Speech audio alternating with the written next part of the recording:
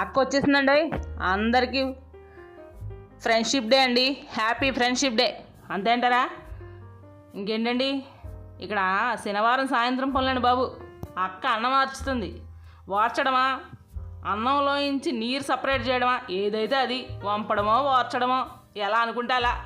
అయితే అక్క గ్యాస్ కట్టడం మర్చిపోయి వచ్చేసిందండి బాబు, చూసారా? ఇంకా దాన్ని స్టవ్ మీద పెట్టేసి కొన్ని గిన్నెలు ఉన్నాయండి, కడుక్కోవాలి కదా. మరి మన గిన్నెలు, మన ప్లేట్లు మనమే కడగాలండి. మనమే కాదు, ఇంట్లో వాళ్ళందరికీ మనమే కడగాలి కదా. ఏటో పెళ్లి చేసేటప్పుడు చెప్పుంటే సరిపోయేది.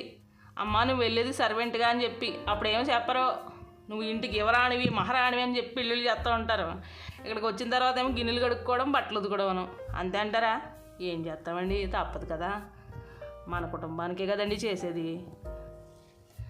పాపం వాళ్ళు ఎంతో బయటికి వెళ్ళిపోయి అలసిపోయి వస్తారు. పాపం వాళ్ళని ఎవరు జాలి పడతారులేండి. అంతే అంటారా? అలా అనుకుని సరిపెట్టుకోవడమే.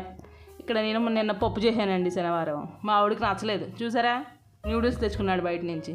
ఏం చేస్తామండి, అదే అప్పుడు అమ్మ పప్పు వద్దంటే 4 మొట్టుకెళ్ళేస్తే నోరు మూసుకుని తినేవాళ్ళం. ఇప్పుడు వామ్మో, ఏం చేస్తాం. మీ పిల్లలు ఇంతేనా? ఇంకేంటండి, అందరూ ఆదివారం ఏమేమి స్పెషల్స్ చేసుకున్నారు? నేను చికెన్ కర్రీ చేస్తున్నానండి బాబు. ఉల్లిపాయ, దాల్చిన చెక్క, లవంగ మొగ్గ, ధనియాలు, జీలకర్ర, చిటికెడు గసగసాలు ఎక్కువ వేయలేవండి బాబు, కాస్ట్ ఎక్కువ కదండి. నేను మిడిల్ క్లాస్ ఆయా. గసగసాలు, ఇంకేం వేసానండి, మర్చిపోతున్నానండి బాబు. 4 జీడి బద్దలు, 4 ఏరుశనగ గుళ్ళు శుభ్రంగా నూనెలో వేపేసి మిక్సీ పట్టేసి పక్కన పెట్టుకోండి. ఇంకేమైనా మర్చిపోతే కలిపేయండి మసాలాలో. అది ఒక గిన్నెలో మ్యాగ్నెట్ చేస్తాం కదండి చికెన్ని, అదేనండి పెరుగు, అల్లం వెల్లుల్లి పేస్ట్ వేసి శుభ్రంగా మసాలా చేస్తాం కదా, దాన్ని ముందుగా ఉడకబెట్టేసుకోండి చికెన్లో నుంచి నీరు బయటకు వచ్చేదాకా. అప్పుడు ఈ పేస్ట్ని తీసుకెళ్ళి అందులో వేసి ఇంకా నీళ్ళు వేయొద్దండి. ఆ నీళ్ళకి దీనికి సరిపోద్ది. శుభ్రంగా దగ్గరగా ఉడకనిచ్చి ఇంతంత బటర్ వేయండి. బటర్ చికెన్ అయిపోద్ది. అది టేస్ట్ అయితే ఉంటుందండి, వేరే లెవెల్ ఉంటుందండి. ఇంకేంటండి, మీరు ఏం చేసుకున్నారు? ఎందుకనే చికెన్ చేశారా, మటన్ చేసుకున్నారా? అయితే ఈరోజు ఫ్రెండ్షిప్ డే కదండి. మా వాడు చికెన్ బిర్యానీ చేయమన్నాడు. అయితే నేను చేయను, చికెన్ కర్రీయే చేస్తానని చెప్పా. వాళ్ళు అడిగింది మనం చేస్తామే ఏంటి? అందుకే మా వాడి ఫేస్ చూసారా, మాడిపోయింది.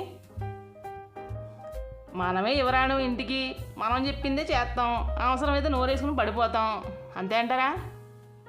ఇంకేంటండి, మీరేం చేశారు? చికెన్ కర్రీ చేశారా, చికెన్ ఫ్రై చేశారా? మూసుకుని తింటున్నాడు ఏం చేయలేక.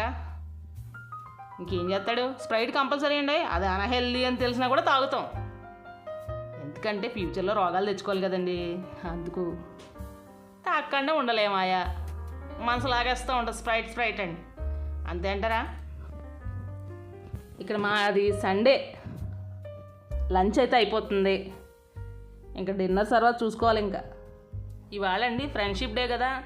ఎప్పుడు ఫ్రెండ్షిప్ డే వచ్చినా మా పిల్లలు ఇద్దరు, మా అబ్బాయి ఏమో నాకు, మా అమ్మాయి ఏమో మా వారికి కడతా ఉంటారు. అయితే మా వాడు బెస్ట్ ఫ్రెండ్ వచ్చాడండి, మంచి బాబు అబ్బాయి. కట్టేస్తున్నారన్నమాట ఇద్దరు. మా అమ్మాయి చూసారా డెకరేషన్ చేసింది? మీరు కట్టేశారా అండి మీ ఫ్రెండ్స్కి? అయితే వాళ్ళ నాన్నగారికి కడుతుంది, ప్రతి ఇయర్ అలాగే కడుతుంది. రక్షాబంధన్కి, ఫ్రెండ్షిప్ డేకి మా అమ్మాయి పక్కా కడద్దండి. ఎందుకంటే మా వారికి వాళ్ళ సిస్టర్ దగ్గరగా లేరు కదా కట్టడానికి, అందుకని చెప్పి ఆవిడ బదులు ఈవిడ కట్టేద్దనమాట ఇండియాలో. మా వాడు బాయ్ చెప్తున్నాడండి, బాయ్ చెప్తున్నాడా హాయ్ చెప్తున్నాడా?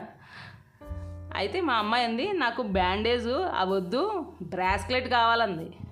అయితే మా వాడు వెళ్ళి వాళ్ళ డాడీతో కొనుక్కొచ్చాడనమాట వాళ్ళ చెల్లికి. నాకు కూడా తెచ్చాడండి బ్రాస్లెట్. వద్దురా బాబు నేను వేసుకోనరా అంటే వినడు. అతి ప్రేమ తల్లి మీద, అంతే అంటారా? అలాగే లైఫ్ లాంగ్ ఉంటే బాగుండు కొడుకులకి తల్లిల మీద ప్రేమలు, కానీ ఉండవు కదా. ఇంకేంటండి, మా వాడికి నేను కూడా కట్టేస్తున్నాను. వాడికైతే ఇలాంటి మోడల్ తెచ్చుకున్నాడు, కట్టించుకుంటున్నాడు. చాలా హ్యాపీ అనిపిస్తుందండి. నాకు అన్నయ్యలు తమ్ముళ్ళు ఎవరు లేరు కదా, మా వాడికి కట్టినప్పుడల్లా ఒక బ్రదర్కి కడుతున్నానని చాలా హ్యాపీగా ఫీల్ అవుతూ ఉంటాను నేను. రక్షాబంధన్కి పెద్దగా ఫీల్ అవ్వను, మా అబ్బాయి ఎదిగిన తర్వాత వాడికే కట్టేస్తూ ఉంటాను నేను. ఇంకేంటండి, ఫ్రెండ్షిప్ డేకి వాడికే కట్టేస్తాను, వాడు నాకు కట్టేస్తాడు. ఇంకేంటండి, సరే అండి, బాయ్ అయితే.